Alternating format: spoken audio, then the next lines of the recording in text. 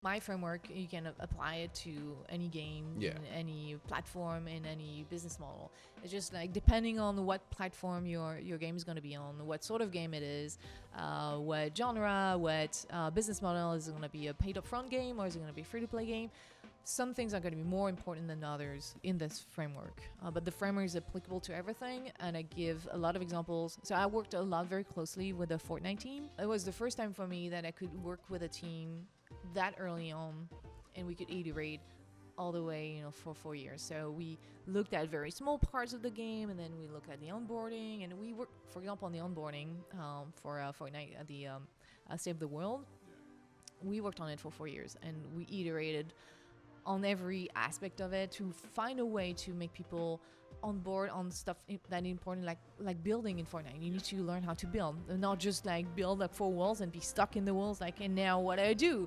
We need people to know how to build windows and doors and all that.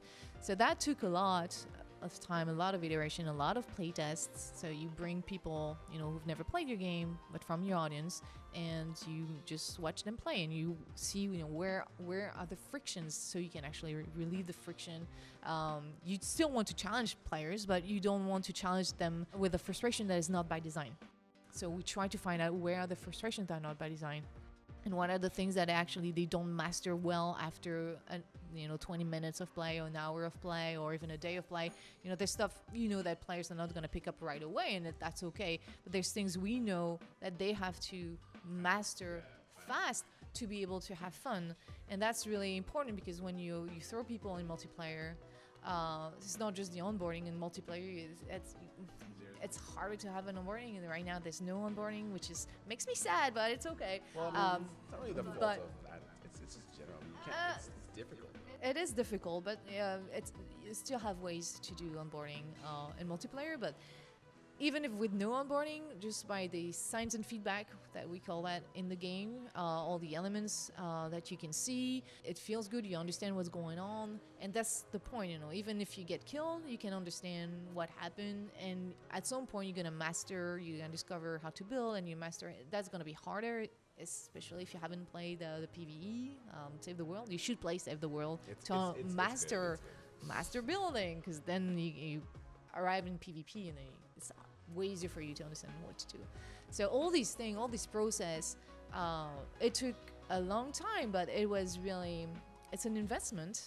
And in the end, we saved time, because we found problems very early on that we could fix at the moment where we're still in prototype mode. So it's cheaper to actually fix these problems rather than waiting until everything is implemented and everything is arted up. Because then if you need to change stuff there, then it's super costly and it takes way more time. So we did a lot of the UX designers there. We're doing a lot of prototypes to see, how people would interact with menus, interact with the HUD, and all these things. So that's the UI side of it, but it's also the interaction design side of it, how people interact with the game. And we looked at everything from the environment. I worked a lot with artists. Art is really important. That's creating emotion, but you want art to help gameplay, and not sometimes it can be conflicting with gameplay. I have a few examples of that.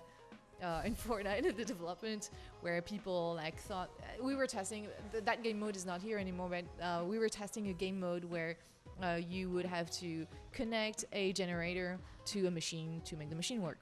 Yeah. The players running around, and they thought they saw a generator, but they just saw a beautiful art asset with an electrical spark.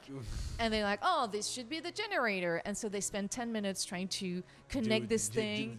But because it was not a gameplay asset, it was not interactive at all, they were misled. And this is what we call false affordance. Yeah. So you think something is going to be used in a certain way, but it's actually not the case. And that's extremely frustrating. So you want your art to not have false affordances, and you want to make sure that it's gonna support gameplay. So players, it's just art is really awesome because it can make things so much better and create a lot of emotions, but it cannot be in the way of gameplay and usability.